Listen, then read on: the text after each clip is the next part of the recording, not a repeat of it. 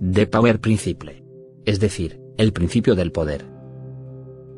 Resumen, el ser humano que conforma el Estado como unidad, y con una supuesta capacidad racional, guiada por sus propios intereses, que asume como objetivos absolutos, en aras del desarrollo y la seguridad nacional, en ese marco, solo quiere proteger su propia supervivencia, buscando protagonismo, oportunidades potenciales, para tener ventajas políticas, beneficios económicos, aumentando su seguridad o superioridad militar. Asimismo, se puede deducir que en la esfera política, hay una actividad diplomática y estratégica, que busca hacerse del poder y control. Sin embargo, si no es posible, tratará de mantener el equilibrio de poder, para preservar el status quo. Por lo tanto, se ve envuelto en una lucha constante por la supremacía y la supervivencia. Introducción. Un documental que muestra el saqueo, el cinismo, la doble moral, y la violencia excesiva, por parte de la plutocracia, y el imperio norteamericano, cuyos hechos marcaron la historia y desarrollo de algunos países, siendo bastante relevantes en la actualidad.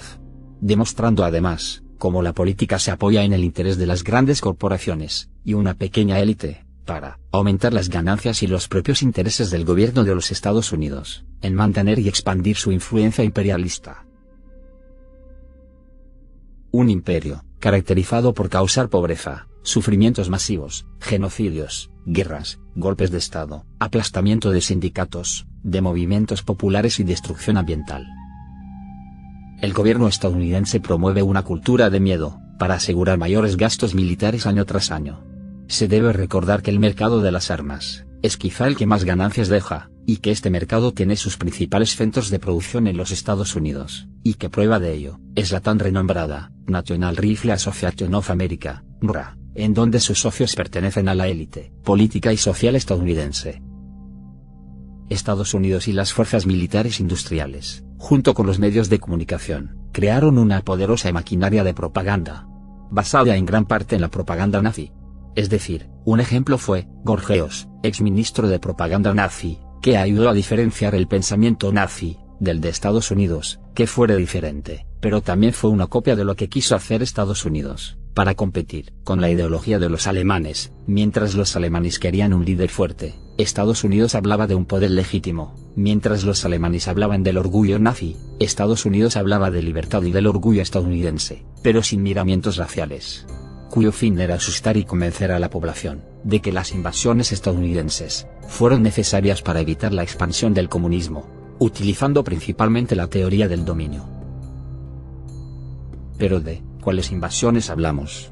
Apoyo de Estados Unidos a brutales matanzas en masa, campañas de terror como la de Guatemala, año 1954. República Dominicana, año 1965.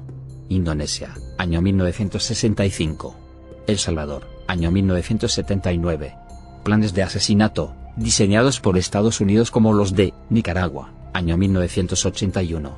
Granada, año 1983.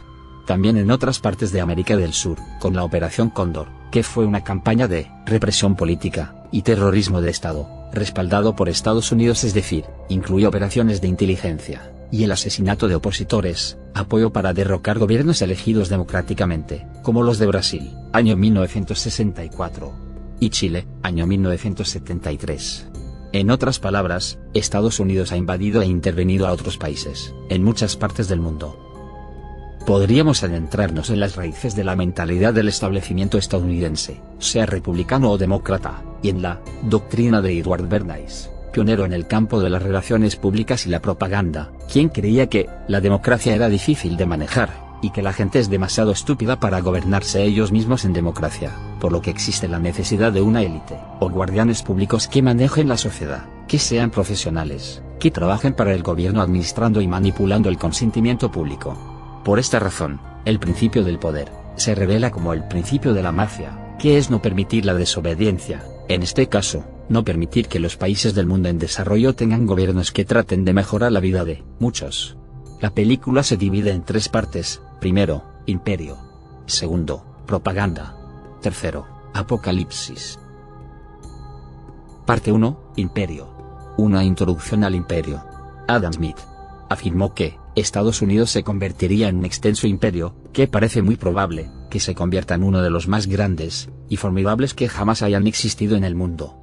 tras la finalización de la Primera Guerra Mundial, nació en Italia, y de la mano de Benito Mussolini, el fascismo, que es un movimiento político y social. Es decir, el fascismo es un sistema racional de la plutocracia.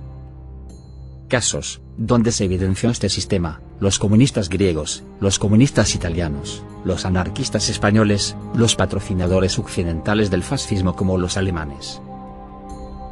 Según Benito Mussolini, el poder corporativo es descrito como fascismo. Pero, ¿qué es el fascismo?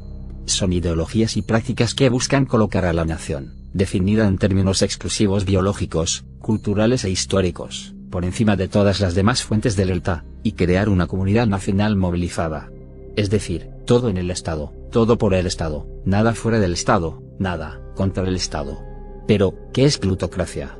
Es una forma de gobierno, en el que el poder está en manos de los más ricos o muy influido por ellos. En 1945, fue fundamental la estrategia de la Gran Área A. Es decir, la alta estrategia comprende el propósito de empleo de todos los instrumentos de poder disponibles para la seguridad de una comunidad. Por lo tanto, destruido el enemigo común, el fascismo, las grandes opciones ideológicas se quedaban reducidas a dos surgidas en el siglo XIX, el capitalismo y el socialismo. Después de la Segunda Guerra Mundial, se evidenció un desequilibrio de poder entre Estados Unidos y la Unión Soviética, mientras en Estados Unidos, su infraestructura se encontraba en buen estado, en vista que la guerra no fue librada en su propio territorio. Sin embargo, en la Unión Soviética, era todo lo contrario: algunas de sus ciudades estaban destruidas, y en esa misma medida, sometió a una represión violenta a la población que se le fue entregada al término de la guerra. Es decir, se empieza a evidenciar una lucha entre el sistema capitalista versus comunista. En este mismo marco, antiguos aliados y nuevos enemigos, empieza la Guerra Fría. Posterior a las siguientes circunstancias, en el siglo XX, el imperio se volvió global.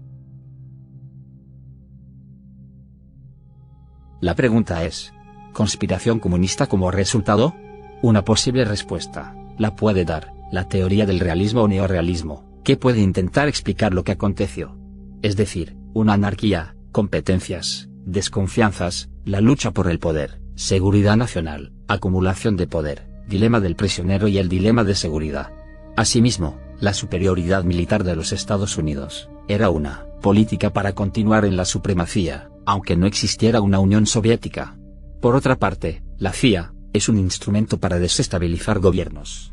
En otras palabras, para promover golpes de Estado, patrocinar la guerra, que es un medio para adquirir lo que se desea mediante el uso de la fuerza violenta. Por tanto, es el poder del recurso económico lo que llevó a la intervención. A continuación, las intervenciones de los Estados Unidos durante la Guerra Fría. Irán, año 1951. Por el control de los suministros, en especial el petróleo, y la supremacía en la geopolítica del Medio Oriente, intentando evitar la influencia de la Unión Soviética, en vista que el presidente Mossadegh optó por renacionalizar la producción petrolera del país. También contó con el apoyo del Parlamento, que, con una votación casi unánime, aprobó el acuerdo de nacionalización del petróleo. Guatemala, año 1954. Por la reforma agraria, relacionada con la creciente influencia de los comunistas por el marxismo. Dado que su presidente, Jacobo Arbenz Guzmán, un militante progresista, había iniciado un movimiento de renovación ante la rampante pobreza. Es decir, la fusión del poder estatal y corporativo. Al mismo tiempo, aparecen las ideologías de la doctrina de la seguridad nacional, que a su vez polarizaron y fragmentaron a la sociedad. Vietnam, año 1955. Alto valor estratégico, por la cercanía con los océanos Índico y el Pacífico. Además, fue el primer conflicto televisado en la historia. Asimismo, se evidencia una lucha por el poder entre Estados Unidos y la Unión Soviética. Es decir, un conflicto de intereses entre el capitalismo y el comunismo, que se enfrentaron de forma indirecta, evidenciando la división en bloques, que desde la Segunda Guerra Mundial se había ido agudizando en casi todo el mundo. El Congo, año 1961. Fragmentada por la pelea con las potencias coloniales. Es decir, la independencia nacional contra Bélgica, un gobierno, una economía política dominada y conquistada. Sin embargo, cuando el poder imperial baja su bandera, y un nacional local levanta su bandera, pero las relaciones económicas siguen siendo las mismas, a esto se le denomina neocolonialismo. Asimismo, el país sirvió de escenario para la lucha de influencias en África, entre los Estados Unidos y la Unión Soviética. De igual manera, la provincia meridional Katana, rica en todo tipo de minerales, como cobre, oro y uranio, se declaró independiente, y las compañías industriales y minerales, que explotaban aquella provincia, temían por su futuro, puesto que Patrice Lumumba, como primer ministro, pudiera nacionalizar las minas del país, lo que llevó a su asesinato. De modo similar, tanto en el Congo, como en el Vietnam, empieza una lucha en contra de las potencias coloniales, que fue una secuela de la Primera Guerra Mundial. Chile, año 1973. Golpe de Estado por Auguste Pinochet, liberalismo con L minúscula. Que fue más bien un experimento de laboratorio, implementado por la política económica capitalista, que fue un éxito en la globalización. En consecuencia, con estas intervenciones, lo preponderante es la amenaza a las grandes corporaciones de Estados Unidos, en la nacionalización o expropiación, que ponen en jaque sus ganancias o beneficios de sus propios intereses. Parte 2. Propaganda. El siglo XX se ha caracterizado por tres desarrollos de gran importancia política. Primero, crecimiento de la democracia. Segundo, crecimiento del poder corporativo. Tercero, crecimiento de la propaganda corporativa, como un medio para proteger el poder corporativo contra la democracia. Alexei Karey. El Kremlin, comunismo ruso, es considerada una gran amenaza por los Estados Unidos, para la libertad y la paz del mundo. Por otra parte, el discurso comunista se basa que su única preocupación es la defensa de su propia nación. Sin embargo, puede ser una ambición para conquistar el mundo. En esa misma medida, las propagandas creadas durante la Guerra Fría, con el fin de moldear las opiniones del pueblo. Asimismo, la narrativa dominante por parte de la Unión Soviética es que direccionan la comunicación hacia los sentimientos, las emociones para hacer florecer un sentimiento nacionalista. Es decir, era experta en la propaganda referente a la lucha de clases. Por lo tanto, algunos dicen que estaba involucrada en la conspiración masiva, con el objetivo de la dominación mundial.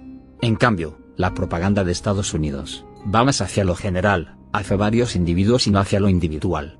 Es decir, diciendo que la libertad de una nación y de un pueblo está en juego. En este mismo orden de ideas, la propaganda es una relación entre lo que el propagandista cree y piensa, y lo que los demás tienen para decir. Es decir, en una sociedad, el poder es el poder de la comunicación. Quien domine o sepa aprovechar esta herramienta, puede lograr desbordar las emociones de un pueblo, e imponer su voluntad sobre otros.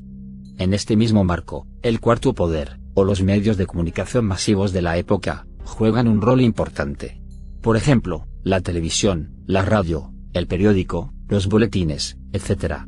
Son un medio de difundir una propaganda casi perfecta, en vista que podía condicionar la voluntad humana, basándose en el miedo. Es decir, la propaganda puede ser utilizada como autoengaño, se puede prestar para tergiversar la información, a conveniencia de unas pocas élites políticas y corporaciones que benefician sus propios intereses. En otras palabras, se busca de una u otra forma moldear la conducta de las personas, a través de las ideologías o visiones del mundo, que a su vez puede causar un retroceso en ciertos sectores de la sociedad, por ejemplo, la salud, educación, calidad de vida, etc.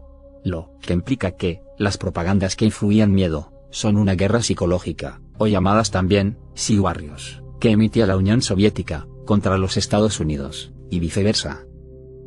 ¿Conspiración comunista internacional? Para empezar, Estados Unidos no tuvo más remedio que contrarrestar la amenaza soviética, con un gasto militar masivo, y constantes intervenciones en la política interna de los estados soberanos de todo el mundo. Sin embargo, algunos manifiestan que Estados Unidos exageró la fuerza de la Unión Soviética, puesto que ellos realmente estaban reconstruyendo su país después de la Segunda Guerra Mundial. Por lo tanto, no tenían reservas económicas para un poderío militar, y mucho menos para competir militarmente con los Estados Unidos. El fin justifica los medios. Masacres en nombre de la libertad, por ambos bandos, mujeres, niños quemados, desmembrados, cegados y decapitados, sobre todo en Nicaragua. Dado que El Salvador y Nicaragua, dos países que en ese entonces había un sector de la política y de la población que tenían afinación con el marxismo y posturas de la Unión Soviética, puede inferirse de la inconformidad de un mal manejo del sistema capitalista, surge el oportunismo del comunismo. Es decir, de la explotación, la corrupción, de ese descontento, el pueblo se rebela y exige un cambio. Justificación. El Pentágono estaba de acuerdo con el mecanismo keynesiano, que es una teoría económica, y su principal característica es que apoya el intervencionismo como mejor herramienta. Corporaciones y el complejo militar. Para empezar, General Electric Corporation G. había obtenido enormes ganancias durante la Segunda Guerra Mundial, tenía una perspectiva en que la paz no debería inferir con su prerrogativa. Es decir, tener mejor trato, más derechos, y menos obligaciones que otros. A raíz de estas circunstancias, surgió lo que se llamó una economía de guerra permanente. Asimismo, el gasto militar en los Estados Unidos son el motor de la economía estadounidense. Se sigue que las corporaciones o industrias armamentistas, como Lockheed Martin, que hace referencia sobre innovación sobre el futuro en materia de tecnología y armamento, es un mecanismo para transferir la riqueza pública a la industria privada. De igual manera, las corporaciones tecnológicas, de la información, productos farmacéuticos, corporaciones bancarias, son el corazón de la economía, y esta a su vez tiene financiación pública, que no es otra cosa que el auge del sector empresarial. Los medios de comunicación y sus tentáculos realmente se han apoderado prácticamente de todos los sectores de la sociedad, incluida la educación. Crean la idea de amenaza y procuran meterse con las emociones de las personas. De tal forma, se podría deducir que las corporaciones y la industria militar parecieran tener una licencia para matar y contrabandear. En este mismo marco, la economía e ideología del imperialismo es el proceso de dominio y control que impone un Estado sobre otros. Es decir, se justifica y se legitima la guerra contra el terrorismo, que es un mecanismo de dominación. Además, el intervencionismo que se dio por parte de Estados Unidos en El Salvador y Nicaragua fue justificado en pos de la libertad y la seguridad nacional. Por otro lado, la intervención en Haití, un país que fue saqueado por los españoles, los franceses, y que en la actualidad predomina la anarquía, la corrupción, es un claro ejemplo de que la guerra es una raqueta de toma y dame. En términos coloquiales, la pelota que es golpeada con fuerza es el país explotado. En este mismo orden de ideas, Granada, año 1983, no representaba ningún valor estratégico para Estados Unidos, pero igual, lo que importaba era demostrar la superioridad y el dominio que se tiene. En este mismo contexto, según el general Douglas MacArthur, nuestro país ahora está orientado a una economía armamentista, que fue criada en una psicosis de histeria de guerra inducida artificialmente, y alimentada por una incesante propaganda de miedo. Es decir, tergiversando la información, y timando a los individuos, con el fin de moldear sus conductas en beneficio de unos cuantos. Asimismo, según Henry Luce, ejercer sobre el mundo todo impacto de nuestra influencia, para los fines que consideremos oportunos, y por los medios que consideremos necesarios. O sea, el fin justifica los medios. Por otra parte, según Catherine Graham, vivimos en un mundo sucio y peligroso. Hay algunas cosas que el público en general no necesita saber, y no debería. Creo que la democracia florece cuando el gobierno puede tomar medidas legítimas para guardar sus secretos, y cuando la prensa puede decidir publicar lo que sabe. En otras palabras, la guerra y el comercio son dos mecanismos diferentes para el mismo fin, el de poseer lo que se desea. Parte 3. Apocalipsis. Destrucción mutuamente asegurada. Armas de destrucción masiva, bombas nucleares, biológicas y químicas. Son armas capaces de eliminar un número significativo de personas, de manera indiscriminada, y causar grandes daños económicos y medioambientales. Con base en el final de la Segunda Guerra Mundial y el inicio de la Guerra Fría, se debe destacar al general de la Fuerza Aérea de los Estados Unidos, Curtis LeMay, y su implicación en la planificación estratégica, que a su vez dirigió la campaña de bombardeos estratégicos del Pacífico durante la Segunda Guerra Mundial, que concluyó con el bombardeo nuclear de las ciudades de Hiroshima y Nagasaki, dado que fue una ofensiva decisiva para reducir el potencial moral, económico, industrial de Japón. Vientos de destrucción, la Guerra Fría. Para empezar, Curtis LeMay organizó el Mando Aéreo Estratégico, SAC Strategic Air Command, instancia suprema de mando de las Fuerzas Aéreas Estratégicas de Estados Unidos, ante una posible guerra nuclear durante la Guerra Fría. Asimismo, el estratega militar y teórico de sistemas, Hernán Kahn, quien había pertenecido al ejército estadounidense, y en ese momento hacía parte del principal grupo de expertos estratégicos de la época, Rand Corporation. De igual manera, las principales contribuciones fueron las diversas estrategias que desarrolló durante la Guerra Fría, para contemplar lo imposible. Es decir, la guerra nuclear, mediante el uso de aplicaciones, de la teoría de juegos, a la economía, y la estrategia militar. En otras palabras, se analizan factores ajenos a la política nuclear, como son la estabilidad regional, las relaciones exteriores, o los recursos naturales existentes en la región, con la intención de encontrar variables, que inciden en gran medida en la negociación. Por lo tanto, hace énfasis en el dilema del prisionero. Al filo de la guerra nuclear. Tal vez el episodio más crítico durante la Guerra Fría, sus protagonistas, los Estados Unidos, la Unión Soviética, y Cuba. En la que se llamó, la crisis de los misiles. Es decir, lo más cerca que la humanidad ha estado de una guerra nuclear. Considerando esas circunstancias, sobre una posible guerra nuclear, o un termonuclear war, era necesario una persuasión y una disuasión, como lo manifestaba Herman Kahn. Como mínimo, una disuasión adecuada para los Estados Unidos debe proporcionar una base objetiva, para un cálculo soviético, que los convenza de que, sin importar cuán hábiles o ingeniosos sean, un ataque contra los Estados Unidos conduciría a un riesgo muy alto, si no certera de destrucción, a gran escala para la sociedad civil y las fuerzas militares soviéticas. Es decir, ambos sufrían las consecuencias. En esta misma esfera, la pregunta es: ¿por qué colapsó la Unión Soviética? Contrariamente a lo que a veces se afirma, la Unión Soviética no fue destruida por ninguna potencia extranjera, sino como resultado de desarrollos internos. Mikhail Gorbachev. Es decir, los niveles de vida en la antigua Unión Soviética o el excesivo control estatal, fue lo que hizo inestable las políticas soviéticas. Asimismo, el efecto general del extremismo de la Guerra Fría, fue retrasar en lugar de acelerar, el gran cambio que se apoderó de la Unión Soviética. George Kennan. En otras palabras, el exceso del extremismo político, vulnera el desarrollo sostenible, lo que lleva al colapso. El nuevo mapa del Pentágono, en esa medida, es mantener su hegemonía, o incrementarla. Asimismo, se evidencia una expansión progresiva por parte de la OTAN, hasta los límites de Rusia. En esta misma esfera, el efecto de la Guerra Fría. Según Gorbachev, un mundo más violento, menos estable. ¿Finalizó la Guerra Fría? Ronald Reagan describió públicamente a la Unión Soviética como el imperio del mal, y en esa misma medida, apoyó movimientos anticomunistas en todo el mundo, a través de la denominada doctrina Reagan. Al borde del apocalipsis. Vasily Arkhipov, oficial naval soviético, que impidió un desastre nuclear durante la Guerra Fría. Es decir, la capacidad racional, la frialdad, y el coraje de un militar, a bordo de un submarino, evitaron lo que habría supuesto una catástrofe sin precedentes. ¿Una tercera vía? En ese entonces, solo había a la vista dos posibilidades: un sistema capitalista y un sistema comunista. Simultáneamente, la Unión Soviética y sus aliados, especialmente China, que aspiraba también a ser una potencia, y no un satélite de la Unión Soviética, desean expandir su ideología comunista y política. Al mismo tiempo, los Estados Unidos y sus aliados quieren frenar la expansión, es decir, se ven enfrentados en bloques comunistas versus capitalismo. En esa misma medida, en algunos estados, prefieren el comunismo, y en otros, el capitalismo.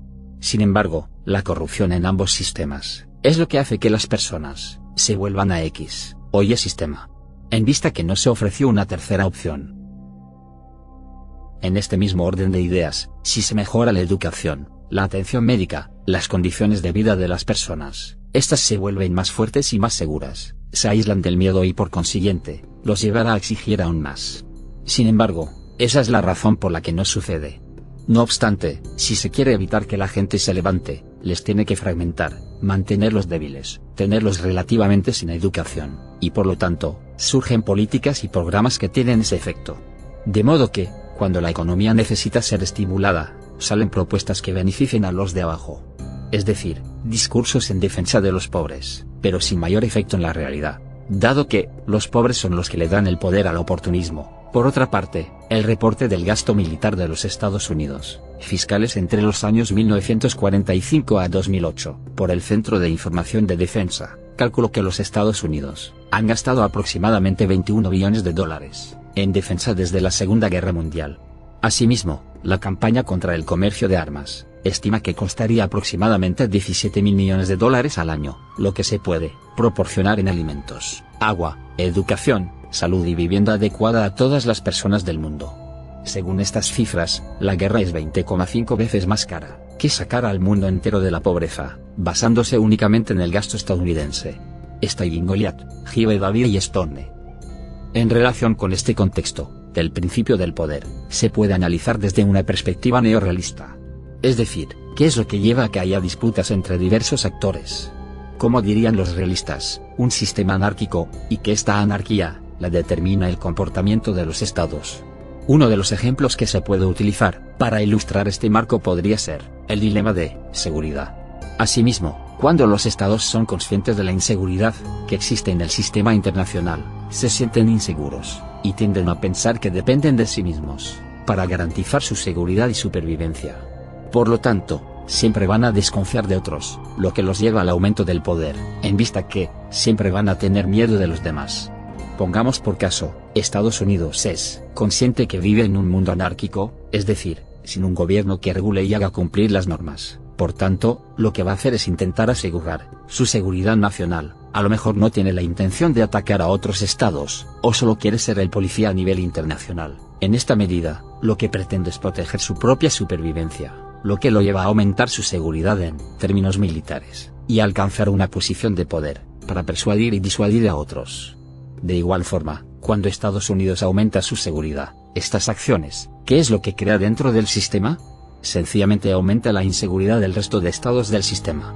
Supongamos que la Unión Soviética y China, ante el aumento de seguridad que ha visto en Estados Unidos u Occidente, los lleva a cuestionar ¿por qué Estados Unidos ha aumentado su presupuesto militar? ¿Será acaso que nos piensa atacar? Es ahí que deciden también incrementar su propia seguridad. De igual manera, ¿cuál sería la respuesta de Estados Unidos? Debido a eso, Estados Unidos supone que según Rusia y China saben que no tiene la intención de atacarlos. Al suponer eso, él mismo se hace la pregunta, quizás, ¿por qué me piensan atacar a mí? La respuesta seguramente sería, también volver a incrementar su seguridad o superioridad, es decir, acumulación de poder, y viceversa. Como se observa, tenemos tres estados que han aumentado su capacidad militar. Por otra parte, en este mismo marco, cabe otra pregunta, ¿qué haría el resto de estados al observar estos movimientos? La comunidad internacional, seguramente al ver a sus vecinos haciendo dicho incremento, también podrían aumentar su seguridad nacional, aumentando sus presupuestos militares de forma desorbitada. De igual modo, en la actualidad lo podemos observar, en el conflicto entre Ucrania y Rusia. Asimismo, como se observa en este dilema de seguridad, los estados se sienten más inseguros ante el aumento del poder de los demás. Al final tenemos un mundo donde la desconfianza entre los estados es cada vez mayor. Al mismo tiempo, el dilema de seguridad es el que explica las carreras armamentistas. En este orden de ideas, se puede hacer una última pregunta, ¿qué es lo que hace, en un momento inicial que explote la violencia, e inicie un conflicto internacional armado? Se podría inferir que, los cálculos de sobrevivencia, en un sistema anárquico, inevitablemente llevan a la agresión y a la expansión. Esto se puede evidenciar en la guerra entre Rusia y Ucrania. También, se puede decir que, la política representa un dilema del prisionero, es decir, que va de la cooperación, y desconfían de las intenciones de otros, y en contadas excepciones, forman una alianza contra una amenaza en común. Sin embargo, nunca podrán saber cómo serán esas relaciones con esos aliados, dentro de unas cuantas décadas. Para terminar. Conclusión, consecuentemente, esto no tiene que ver necesariamente con el petróleo, tiene que ver con peleas entre facciones de poder, grupos elitistas que disputan cierto dominio que tiene el otro, para incrementar su hegemonía. Es decir, dominio y control económico, territorial y social, sin olvidar la ideológica y religiosa. Asimismo, estamos a puerta de los nuevos órdenes que se quieren imponer, y estas pugnas tienen que ver con eso, con los poderes que quieren imperar sobre la sociedad. Una guerra similar a los de los carteles de drogas, la mejor manera de entenderlo. Por otra parte, los Estados Unidos no son precisamente un amigo de ningún país, y menos de los Estados de América, solo quiere realizar negocios al estilo estadounidense, es decir, con un solo beneficiario. Pareciera que América Central y América del Sur fueran el patio trasero de su casa. De igual modo, la Unión Soviética de esa época, la actual Rusia y China, tampoco son amigos de nadie, solo son oportunistas, en esa pugna por la supremacía y la supervivencia. Por otra parte, el sistema capitalista y el sistema comunista, son dos medios divergentes, con el mismo propósito, y en esa misma medida, la guerra y el comercio, son dos mecanismos diferentes, para el mismo fin. Es decir, el de poseer lo que se desea. Por lo tanto, El ser humano que se cree sabio en su propia opinión, en materia de política y de gobierno, está propenso a la ambición y corrupción. Es decir, solo triunfará sus caprichos egoístas,